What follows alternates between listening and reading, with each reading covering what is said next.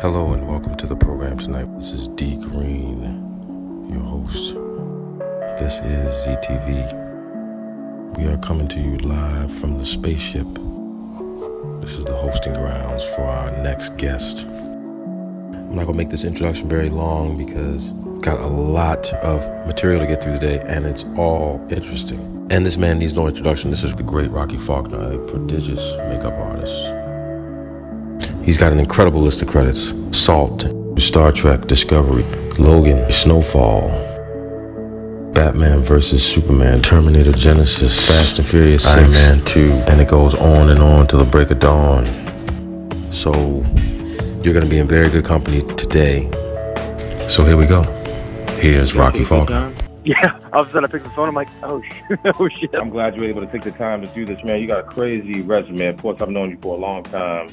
And we can get into that too, and how you relate to Xena and Z-Pilot and the whole thing, which is all interesting, man. But this is just a call to get to know you, man. All right. So we'll just start from the top. Our guest today is Rocky Faulkner, is an extremely talented, brilliant, really, makeup artist. Really, really brilliant and in-demand special effect makeup artist and a really great beauty artist as well. He deals with the top talent. His resume is, I have to flip pages for all the stuff that you've done, man. Kong, Skull Island, Logan, Above Suspicion, Bright, Boogeyman, Walk Hard, Indiana Jones. It just goes on and on. This is our guest today. He's taking time out of his schedule. He's working now, and I won't ask you what show you're working on. I don't know if you can divulge that, but I want to welcome you and talk to you and find out what you're doing. Thanks, man. Please, that was quite the introduction. I feel like a good boost with all that. I'm like, damn, wow, that guy sounds cool. I'm like, wait, that sounds like that's a really nice introduction. I'm really honored. I appreciate it. Of course. Well, that should be yeah. it, man. You are somebody that people want to know and people should want to know and want to meet. And I want to talk about your body of work. But first, because there's a lot to go over, and we should take it in bite-sized chunks, Rocky. Where are you from? How'd you get started in makeup? We'll take it one step at a time. I grew up in the Midwest in Wisconsin and Colorado. My parents were kind of separated, and whenever I would go visit my dad loved movies and loved horror movies and sci-fi and everything. And, that wasn't kind of like how it was in my mom's household. They were all artistic and everything else, but my dad just loved movies, and they terrified me to death. I was probably 7, 8 years old, and we'd watch American Wolf in London or just all sorts of crazy movies. And at that time, we didn't have the internet. We didn't have access to know everything or to know how things were made. It was kind of up to your imagination. So right. My imagination terrified me. I thought all this stuff was real. I thought these movies, like somewhere on this earth, these things existed. And that just kind of got my interest into the filmmaking and where this stuff came about from. And the more I started researching, I wouldn't even say researching because I was too young to really go to the library, but I remember the first big spark of that, wow, people make all this stuff for a living, was going to like a drugstore and they had this horror makeup magazine by like Fangoria or something like that. Sure. And when I saw them doing a step-by-step thing, like Dick Smith was doing like an Amadeus makeup, and they had Kevin Yeager do a Freddy Krueger, and I was like, whoa, people make this stuff? And kind of blew my mind. And from there, that was just kind of the start of it. I want to do that. Like, I don't even know how to begin or start it. And this is, like I said, probably right around, probably at that point, I was 9 or 10 years old. I was just kind of blown away and going to the library and finding books on theatrical makeup and whatever I really could. Being a small town, there wasn't really a lot of knowledge. So at Halloween time, I would stock up on any blood or this mortician's wax or silly little things and just try and make things on my own and try and emulate little characters and stuff I saw in magazines and TV. I remember those times. It's the same. It's like you said, it left a lot to the imagination because you kind of saw something once and then you really never saw it again. So you kind of longed for it. So yeah. I'm sure you were probably doing all you could to get to certain places to find magazines and find different props to do things. People who kind of came up during that time, they don't understand like the incredible access that you have now. You didn't really have back then. You really had to hunt and forage for information. For sure, yeah. It was really hard for me to start not knowing anybody and everything else. But now I feel like it's, in a weird way, it's so oversaturated, the market of kind of what I do on Instagram. There's hundreds of thousands of people that do makeup or try and emulate another person's makeup or this or that or whatever. And I feel like in a weird way, it's almost maybe harder because there's so many styles out there, but everybody's trying to copy the same style. And I don't know, it's weird. It's definitely oversaturated, and it's hard to stick out from a group of individuals when everybody's work kind of looks very similar. So yeah, it's definitely different times, again, from when I started, but it's amazing what people create these days. I'm blown away by some of these young kids and what they do. They're way above my experience level at that age. I was doing way sillier stuff than what these kids are turning out. So it is remarkable as well what people are coming up with. Well, whatever's going on today, you caught on fast. You're at the tip top of the game. How did you kind of bridge the gap then? Take us from, okay, you now have kind of found, because it seems like this is a calling for you. I know you're an inspired artist. I've seen your work. Your resume speaks for itself. How did you get from, okay, I've been inspired, this is what I want to do at 9 years old? How do you then get it together, study, and make the moves to get you to the point where, let's say you're in L.A. now and you're meeting people and wanting to hustle and get set up for work? I went to school in Toronto. I found in magazines, I found a bunch of makeup schools listed. There's one in Toronto at the time. There wasn't a lot of schools. There's one in Toronto, the one in Florida. I went to them both. I didn't really like the one in Florida. People in Toronto were really nice. So I went to school there. After I graduated, really there's only two places that had movies or TV shows. It's either New York or L.A. And I was like, all right, well, I guess it's L.A. because that's Hollywood. That's where people go. And I moved out there in a small little spot. Didn't know a single person. I literally knocked on every single door you could find, like Backstage West and any sort of article like that, going to film schools, everything, just knocking on every door. And slowly but surely, people would get back to me. Mainly, I think, because it was free help, like copy, credit, and meals. And I was like, well, cool, man. I want to learn and I want to gain experience. So I took every single job you could possibly imagine. And I was always just being 18, I think I was when I first moved to LA, just amazed. I'm like, wow, somebody wants to hire me.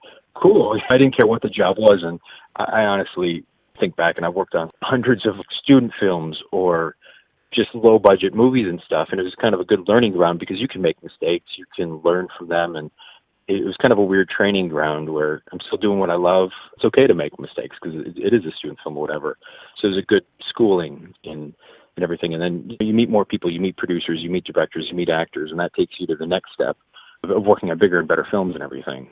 Sure. But it's definitely a process. It was not easy whatsoever. I have really close friends, and sometimes they'll send me a message after I've worked on a good project, and they're like, man, remember when you wanted to give up? And I'm like, yeah, I do, because it is anything in the film industry. It's kind of a dog-eat-dog industry. It's tough. It does break you down a little bit, but if you're passionate about something, you just have to keep going with it. It's like if you give up, you'll never know, and that's kind of just what I did. Talk about, like, let's say, going through the challenges that you had to go through. There are going to be a fair amount of people listening to this and wanting to follow a blueprint, because once they hear you look at your pedigree, they're going to say, okay, this guy knows what he's talking about for real from the front lines. Talk about how you would advise someone who's just kind of starting out, navigate the challenges of the film industry, getting in, meeting people, getting on a show, then getting on a show where they're getting paid. I think the main thing is, and I've heard this from when I started too, you really have to be cool to everybody you meet. I've worked with a PA who's now a producer, who's directing like in less than 10 years, or you worked on a low budget movie with his director. Now he's directing these big movies. I think it's really important, no matter at what level you're at. When you first start, or you meet somebody, again, even if it's a PA on set, you have no idea their goals and aspirations. So one of the most important things is just be nice to everybody. That's how I get most of my work is really through your friends and the people you know. Brilliant artists out there that aren't working quite as much just because they don't have the same network or something like that. And you have to find your own style. You have to be easygoing, show up on time, and gradually things will happen. They're like, I remember him, I remember her. They showed up on time. They were cool. They were nice. I think that even steps above sometimes your level of knowledge, because you're willing to train or show somebody more if you're open to everything and if you're excited by what you do. I think that's the biggest thing, really. I mean, that's how honestly, how I've got a lot of jobs and feel very fortunate for the people that hire me and stuff. You just have to be cool and keep knocking on doors and also know the artists. If you love Star Wars, like look up who did the makeup on that, and maybe reach out an email or whatever and just say, hey, I love your work. Anything. I mean, I did all those things. 90% of the time you'll never hear back, but maybe one chance you'll hear back. And they might give you good advice. You're like, I need somebody to help clean out my garage. And then you build this sort of relationship with somebody, and you never know where that's going to take you. I've had friends that have honestly helped other makeup artists clean out their storage or get them ready for a show. And they're not union. They can't really work on the show, but they create this relationship where they slowly give them other jobs or other things, and it turns into more of a career, if that makes sense, whatever. It totally makes sense. I know firsthand how you are, Rocky. Like I said, we've known each other for years, but how we know each other is a funny story that attests to what, Rocky is talking about. Rocky got on the show and somehow met Zena and was starting to work with Zena, who's the CEO of Z Palette. And this is when Zena was first starting out. Rocky wound up, I don't know how you did this, Rocky, but somehow you introduced her to Shoshana. You remember this, right? Yeah. And Shoshana gets on the first season with Dancing with the Stars and put Xena on, and then one of those things where the rest is history. Xena's been doing Dance with the Stars since the beginning, has won numerous awards from that, and has gone on to have a really good career. And Rocky was the through line to that. So I know you walk the walk, and I know you talk the talk and the whole thing. So that's advice to be followed for sure. It's all about the relationships. I see that you've done some personals also with some stars. I don't know if I should mention them or can mention them. I'll leave that to you. But I know you've been a personal makeup artist for some really big actors and actresses. Talk about that relationship, because that's probably much different than department heading. I'm sure it's much different than being a special effects makeup artist. How do you get those jobs? How do you maintain a professional relationship with those people, kind of maintaining a distance? Because everybody's very sensitive. We're all artists. Everybody's sensitive. How do you do that? How do you navigate that? Everybody goes about it differently. I mean, I don't really feed into anything. I just show up and do my job, be attentive as best as you can, but not overly where you're kind of kissing somebody's ass all day long or feel like you're in their business or whatever. I get in, do my job with these people and leave them alone, or I'm not like constantly trying to talk with them or be their best friend. And you have to let that kind of stuff happen naturally and let them realize that you're a person that can be trusted. I think that's the hardest thing with anybody, a big director, a big producer, that they feel like they have to trust you. If you're trying so hard to show this image or show something, and then it comes across as being false. And I feel like a lot of people can read that, not everybody, but I think when you get a person that really trusts you, a celebrity or, again, a director or somebody, then that network's there, and they always want to bring you around. Because like, oh, he's cool. He's not going to share any gossip with anybody. He's not going to share an unflattering photo or whatever it may be, or that you have their best interest to make them look the best, and you're always looking after them on set and everything. I think that's the main thing, really. And even a couple other department heads that I like, I see how they act with actors, and they're very tentative with people, but they're not overly tentative. They're not pushing the envelope. You're not to the point of being annoying, and that's why they constantly bring them back, is also that person trusts them and respects them if you're in there touching them up, that they really need something and you're not just overly trying to do something, if that makes sense. Sure. I know throughout your career you've done a lot of special effects. Can you talk a bit about that? I don't myself know much about special effects makeup. I know when I look at it, I know if it looks good or if it looks bad, but maybe I don't. Maybe I actually don't know. Can you talk about that? Talk about how you prepare for that. Talk about what's going to happen with the director, the producers. Talk about that for a second, because you're the first person who really is an inspired special effects makeup artist that we're talking to on the program, and I want to give people a real sense of what that is. Yeah, with the show I'm on right now, I'm trying to working on Star Trek. I worked for the shop a bunch of times, and again, it's that relationship that you built previously, where they trust you to send you out to a job like this. It's a big show. It's very important, and those guys back at home, they do all the digital designs and everything else. When you're on a big show, there's so many cooks in the kitchen.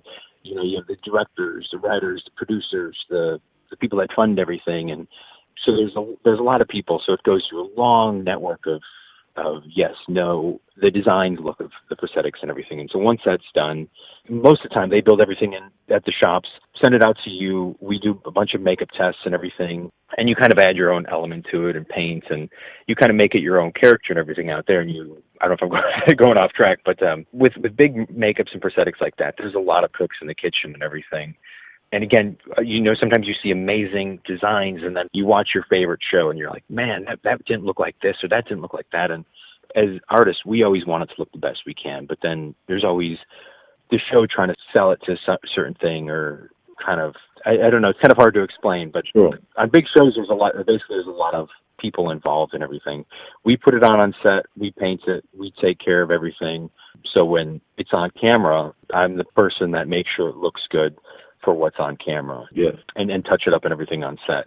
And we do have a relationship with shops and stuff. Like if you say, hey, this isn't working, or it's closing up their eyes too much, or this is what I see on set, they take the notes back and they're like, okay, we'll try and rework it, or we'll do this. So you do have a relationship with the shop and with people making it, and they'll send you designs and paint schemes and everything else that you all work with. But most of our creative stuff happens in the makeup trailer before they go to set and everything. The shop people do most of the designing because it is such a long process that there's no way really to be involved in all that. Talk about a show where you've had pretty much all or a vast amount of creative space, where you designed the look, you had a lot of input into what the final looks are going to be, things like that. Talk about that a bit. It's always amazing when you get that opportunity. You know, again, it's that relationship you built with the director, and they're like, hey, you read the script, you break it down to like a heroin junkie or a character with a tattoo, like this last job I worked on. I was reading the script, they're saying he was an ex-military guy. And, you know, you start thinking in your head of these characters and just all the ideas of what you could have. Like maybe he has scars, or maybe he's in South Korea at this naval base, so maybe he has an inspired sort of tattoo from that time of what the naval guys were getting tattooed. And you collect all this information, you compile a little folder of each one of your characters. This is what I do, compile a little folder, and you go to a production meeting. I lay it all out, like, hey, this character, I thought it'd be cool if we have this scar, because, you know, I read that he was in the war. And you're kind of like creating a backstory of these characters. And it is amazing when you get that opportunity to really develop and put your input in everything and take it to the table. And those are the fun shows where the director's like, that's a really great idea, I never thought about that.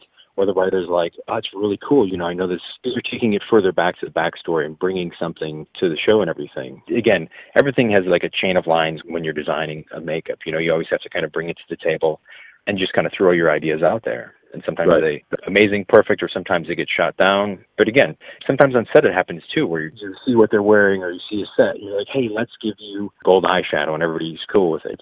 There's a little bit of leeway and stuff. But it is fun when you're with a team that trusts you and really listens and respects your ideas and everything, and you can really develop characters between you, the director, and the cast. It's always important to make sure your cast is comfortable with what you're doing in their head too, that they can think, wow, this makes sense to them, like why they have this scar, why they have this tattoo, or why you want to gray their beard up, or why you want to do whatever you're doing. It has to make sense to them as well, so they can portray it like it's real life. Right. Kind of piggyback on what you're talking about now, what are some of your favorite projects or projects that you've worked on that you're really proud of from an artistic standpoint? You got a comprehensive body of work. So what are some of the projects that you're most proud of? There's one that always comes to mind because it was such a horrible project, that meaning that we were in the worst, coldest locations, and I got to work with one of my favorite makeup artists of all time, whose work I've admired for many years. Her name is Tony Garvalia, Tony G, and I've worked with her. There's a movie called The Road. We shot it in Pittsburgh and New Orleans, just really bad locations. You know, it was kind of the end of the world sort of movie, but it was so rewarding at the end because we knew how tough the whole journey was to go to all these locations, even doing the makeup. Viggo Mortensen was in it. We had to give him a beard extension. Him and his son are going through this sort of apocalypse, and he's got a long, scraggly beard, and he didn't have enough time to grow a beard, so we added 27, which is insane, little hair extensions to make his beard longer, and then he trims it at a certain point, and you're kind of working on the fly, and it was very rewarding because, again, at the end, you remember how tough it was. You watch the movie, and you're like, man, it was 12 below zero, and we're standing in the rain all day, and you know, it's rewarding because it was so much teamwork too. Yeah. You know, some of these bigger jobs sometimes, there's so many people involved. It is a team, but you don't feel like a part of a team because you're not so closely bound to one another in the situation. You can be spread apart between 3 different units and stuff. But that experience was really rewarding because I was working with somebody who I admired. The cast would come up with great ideas. And they were such good actors. And again, in the end, you know, you're proud of what you did because you faced the elements. You made them look like they belonged in this environment by being dirty. We didn't cut his fingernails. We let him be dirty and gross and what would happen in that environment. And he was also the kind of actor that wanted to live it, to feel it. Yeah. That's one of those instances where what we did made him feel more the part as well. We'd come up with an idea and he'd be like, yeah, that makes sense because, you know, I'm on the road or whatever. So that was super rewarding. That was a lot of fun. And usually those are the shows that stick out in my head more. We're all in it together and you're getting your challenges. Totally, yeah. And there's so many shows that I always say I'm always thankful for any job I get, and it's hard to pick just one, but it always sounds bad, but it's like I'm always amazed at the cool stuff I get to do and the people that trust me to do it and the teams and stuff I get to work with. I'm always so thankful for these people, and any chance I can, I always try and hire people and pay back and do everything I can as well to show people that I respect them and I appreciate their help. And I feel like what all good artists kind of do for one another. What do you look for when you're hiring your staff, your crew? What kind of things are you looking for? We know maybe the obvious things are that they have talent and they have, integrity, but what are the other things that you look for if you don't know the person and somebody wants to come and they really want to be part of what you're doing? What are you looking for? I always say, like I said earlier, just be cool, show up on time, do is what somebody's asked of you. Don't start handing out, I've seen this many times, like somebody handing out business cards. You're working with, or say, like I'm working on the number one cast, and all of a sudden they feel like they need to come up or socialize with everything else. You got to really just be careful, not crossing the line. Like just show up, do a good job, be on time, be chill, have each other's back. We're all working on a project together. Sometimes on certain shows, I've seen things get a little cutthroats, or there shouldn't be any drama. My main thing is I don't want any drama. I just want to show up, do a good job, go home. And also, one of the other things that somebody told me, never be afraid to hire somebody better than you, because there's a lot of people that are afraid that they're going to steal your job or take something away from you. And I'm like, I just want it to look good. I don't care. I already have the job. I hired you because I trust you, and I want whoever's going to do the job to be the best that they can be. And I'm not intimidated if somebody's better than me, because it's bound to happen all the time. There's always somebody better than you. No matter how good you are, there's still, sadly, somebody better than you. Yeah. And I'm fine with that. I just want to have a good little family when everybody works together. And again, just no drama, and just show up and do a good job and have each other's back. Really, that's what it's all about, and create a good team and base that we have to work so close together for very long days, 15 plus hours a lot of times. So you really have to be able to get along and just be cool. For sure. What does your makeup kit look like? There's honestly so much stuff. Every makeup artist struggles with this. If I get a call for Dancing with the Stars, it's seen as like, hey, can you help me out? There's so much makeup. It's so hard to kind of condense. We all have so much stuff, and it's like, how do we condense our makeup to our favorite products to bring to this show? And you're always kind of reworking your kit. You're always trying to find better products to rework.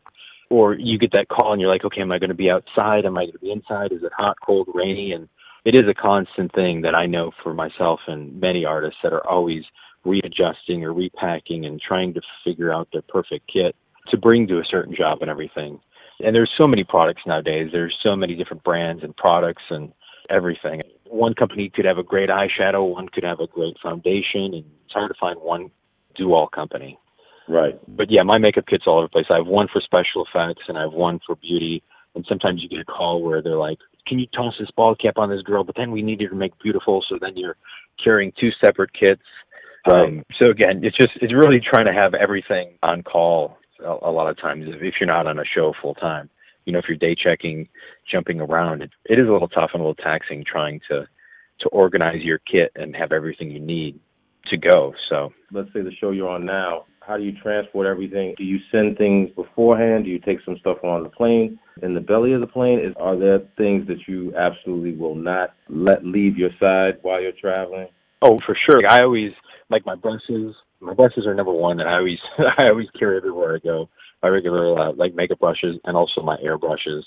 I always carry those with me on the plane or wherever I go. I've been stopped many times for air brushes because in foreign countries and other places, they have no idea what they are. They think you can smoke out of them.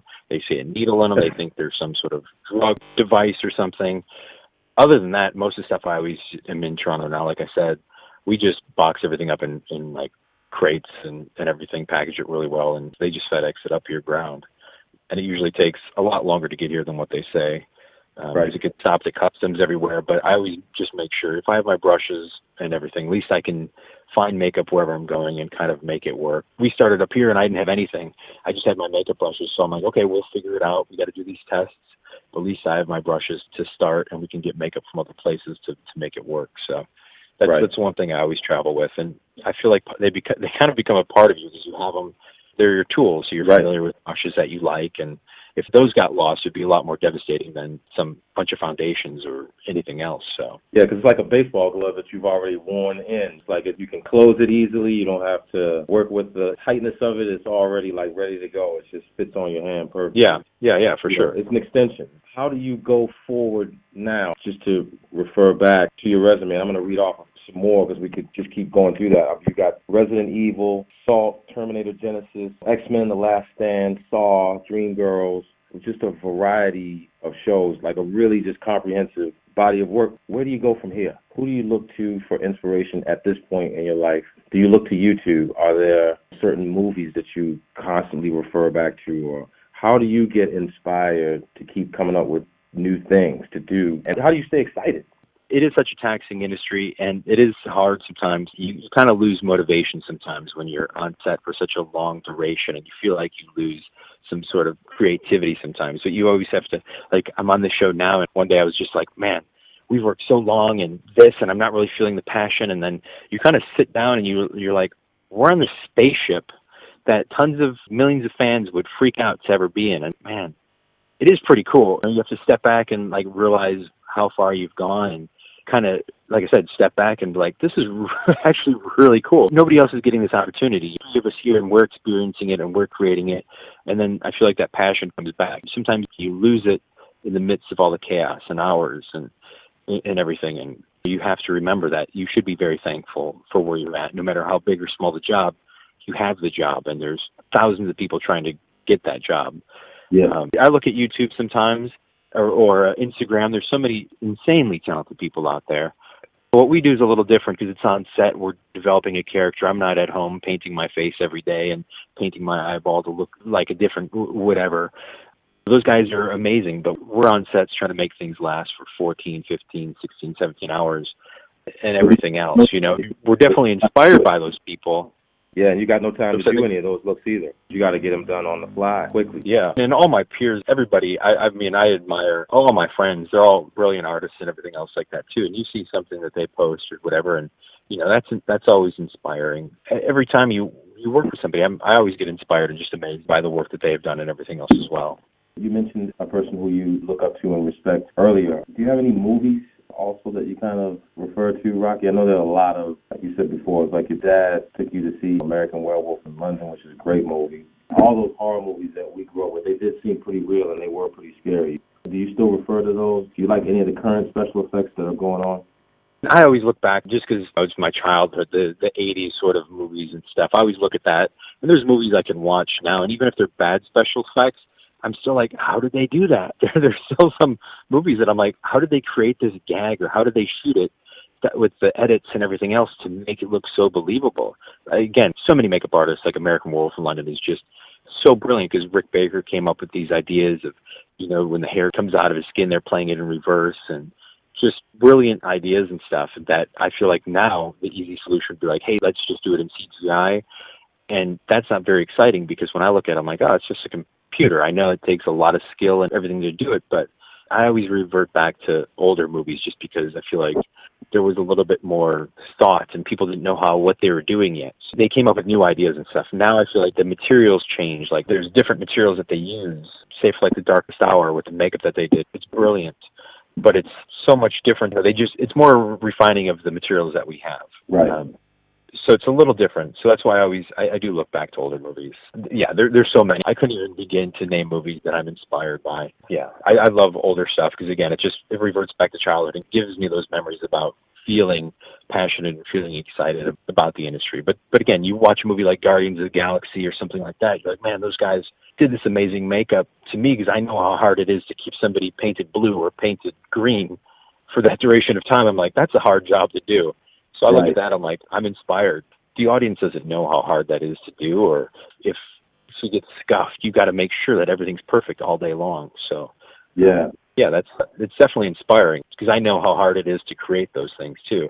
And that's what's more inspiring sometimes than the actual makeup itself is just like, that was tough to do from any standpoint. So. Right. It's all the things that you really kind of don't think about. Like you said, it's hard to maintain that makeup. When people are being pulled in different directions, different places, they have to eat, they got to come out of things and then get back into them. There's a whole lot of coordination and thought that has to go into how to put this character, not only to put the character together, but then maintain it for that day, but possibly maintain it for a 60 or 100-day shoot. For sure. I mean, you got to make the person look the same, and have the audience realize that this fight scene could have taken 3 months. For continuity reasons, everything has to look the same, and you got to keep this blue paint on or green paint, or keep this woman looking perfect as she's fighting these people. And it's a lot harder than people would imagine. It's a lot harder than just putting your makeup on for a YouTube video and then washing it off. Try to keep that makeup on yourself through rain and heat and all the elements and stuff that people do on set and that we have to deal with. Try and maintain something like that. That is one of the hardest parts of our job and stuff too. You don't like this segue. How do you balance your work life with your personal life? Like you mentioned, you're in Toronto now. You travel a lot. You work an awful lot. Every time I ask about you or we hear about what you're doing, you're always working. So how do you balance that? How do you get that together where if you have a significant other, that everybody understands what everybody's doing and trying to do? I've struggled with that for a long time. It is very hard. Again, we work long hours. I've been very fortunate to travel many places. And again, I'm up in Toronto this time for 8-9 months. And I think it's, as I get older and I realize these things, it's really important that you got to make sure you're in touch with your family and your loved ones. And that, like this last weekend, we worked until 4 a.m. I was like, I'm going home this weekend. And I literally, from 4 a.m., I sped to the airport, got on a plane, landed at 10 a.m. in LAX, hung out with my girlfriend, because I was like, what, if I don't do these things, it's all going to go bad, and I need to put myself first just for mental clarity and everything. And I got back on a plane Sunday morning. I landed back in Toronto at 3 a.m. and had to be work at 4 a.m. And it was a lot of work. It was stressful, but just that mental clarity and just trying to make time for personal life when you're traveling is so important because it can get overlooked sometimes. So it is really important when you have a chance to try and visit your loved one or family member or have them visit you, because it is tough and it's very taxing on both parties. For me, I think that's one of the hardest aspects too of this job is when you're traveling is being away, like telling your loved one or leaving your house or your animals or whatever it may be, like, hey, I'm leaving for 10 months for work. And it's great to have their support, but it's also extremely hard to leave somebody behind that you love or care for. So it does take the right partner to understand what you do for a living and respect and have that trust and everything. But I'm also realizing that no matter what, I have to make that time to say, hey, I'm just jumping on a plane. I don't care how tired I am or anything else. I'm going to see you for 24 hours and just show you how important this is. So yeah, you really have to balance it out. It's important. It is important. I mean, basically, it's one of those things where if you don't use it, you lose it. There's so many things that you have to keep in the air, and so many things that you have to touch in on in a real way. Like you can't just show up and just hang out and be on your computer the whole time, or show up and hang out and be on your phone the whole time. You got to go from one thing to the next, and you got to be completely involved. And like you were saying before, you always have to take a step back to realize how lucky or how fortunate we are. Of course, there's a whole lot of blood, sweat, and tears that goes into, getting to these levels. But, it's almost when you get there, you can enjoy it, but there's a whole lot of responsibility. With freedom comes responsibility. There's a whole lot of responsibility that comes with moving up the chain. Yeah. Here's my last question.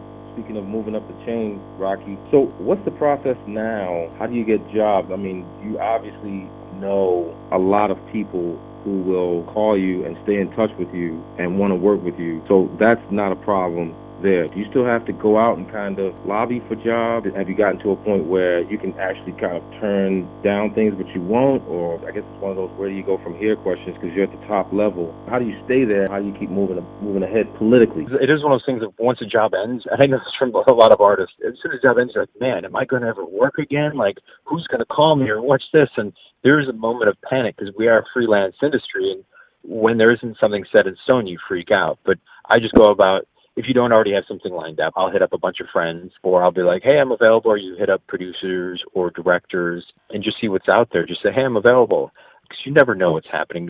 They could literally be looking for a makeup artist at that time and be like, oh, man, I forgot about you because I thought you were up in Toronto or something like that. But no, so you do have to keep knocking on those doors. It is important to always keep in touch with your friends, too.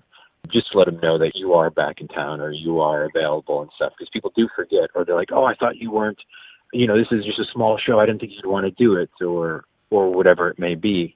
I've contacted producers like that, like, man, we're just about to start a show. I'm glad you contacted me because, it's so busy. I would have forgotten, or I would have done this.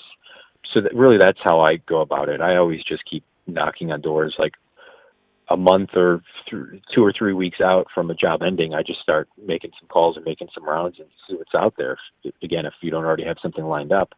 And if anything, just to say hi to people too. It's good to keep in touch. So you can strike up a conversation and just make sure everything's good. So I still always have to do it. And yeah.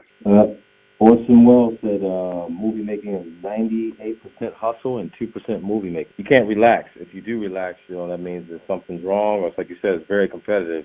If you relax, that means something that somebody else is willing to take your spot. Yeah, for sure. You do have to relax, because otherwise you do get burned out. It's one of the things that I forgot too. I'm the worst person ever turning down a job. I like to work and I like to learn and meet new people. So even if it's a lower paid job or something that's not exciting, if I'm working with good people or anything, I'm always like, yeah, I'll do it, of course.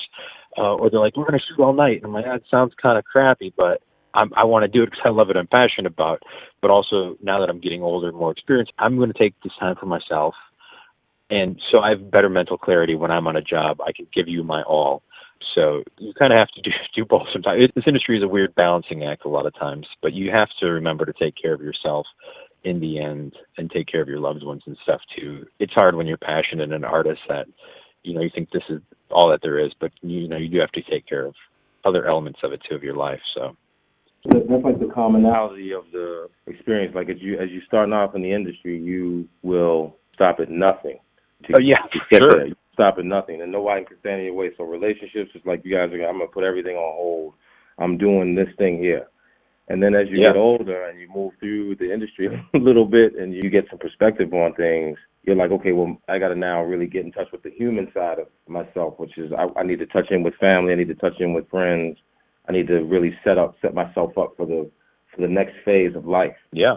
Rocky, it was so good to talk to you today, man. I really appreciate the time. I know, like I said, you're up there 9 months doing your thing. I know you're always busy. We had to find you, man. You were grinding up there, man. It took a couple phone calls, a couple emails, man. We had to see if we could get some people at Customs to come find you. But we got you, man. You tracked me down, man. Man, we had to track you down, man. I saw you at, I think it was it IMAX out here? Yeah, that was last season. Yeah, we're out there January, for Star Trek last season. Yeah, we were doing a talk for last season of Star Trek, and now I'm back up in Canada doing the second season of Star Trek. So that's when I saw you, when we were doing the little IMAX talk about the show and everything up there. So, now I'm already full circle back in Toronto redoing it, so. Rocky's a stylish guy, too, man. He had on a great kind of fedora-type hat, man. And he was representing. He was doing his thing, man. I'm happy for you. Like I said, man, I always got plenty of love for you, man. You were instrumental in getting Xena together, man, and we always love you over here. You know that. Awesome. Thank you very much. I always appreciate all the kind words, and you guys are amazing, and I can only say amazing stuff about the both of you, how far you guys have come. And just on a side note, I just remember when Xena first started Z-Pals, going over to your guys' place and seeing everything in the garage, and she just goes, Rocky, I don't know what I did. I don't know what I'm going to do with all this stuff. And just to see how far she came, too, because she had that hustle. I'm going to do it. Again, that's part of the battle, because I seriously remember her opening up the garage and seeing all these boxes. She goes, I don't know what I got myself into. And, again, she made it happen, just determination and just sticking with it and believing in what your goal is. It's not always going to succeed like that, but you just have to keep striving. So I always have much respect for you guys, too. So I appreciate everything. We appreciate that, man. Yeah, I remember those times. But like you said, you're going to go through that wilderness portion, and you're going to go through there a couple of times. It's not going to be one and done. You're going to keep going through it. The whole Darwinian thing of only the strong survive. It's true, man. You got to have mental fortitude. Being good at your job and all that, that's just entry, that part. Like, you got to put together the skills to figure out how you navigate things. So I really appreciate it, man. It's always good to talk to cats who are doing top stuff in the industry and get their perspective on things, man. So, all right, brother. Well, good luck up there, man. Travel safely. We send you all our best. All right, cool deal. I love it. Thanks, man. You got it, brother. Talk to you soon.